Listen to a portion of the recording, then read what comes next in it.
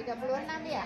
Berarti 36. Nah, jadi kita Di mana atau pada benda apa yang kamu jumpai atom itu? Ada Rajatul. Yang dimaksud bom atom itu dengan atom yang akan kita pelajari.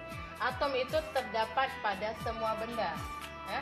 Di setiap benda itu terdapat atom. Pernah beli di rumah? Kapur aja pernah beli di rumah?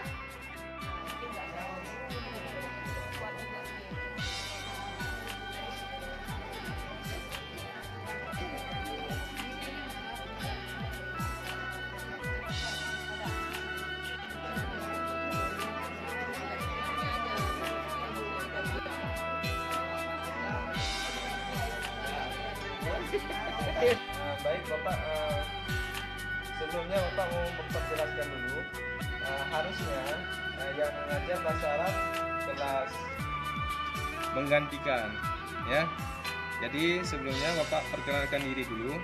Nama Bapak, materi pertamanya itu materi pertama, ya. Baik. Di materi pertama lawan bicara.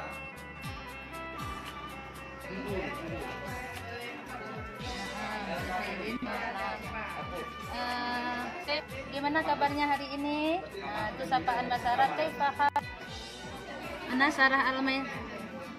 Nah, ya hazal yom. Ya Muhammad sehat, diberikan sehat oleh Allah.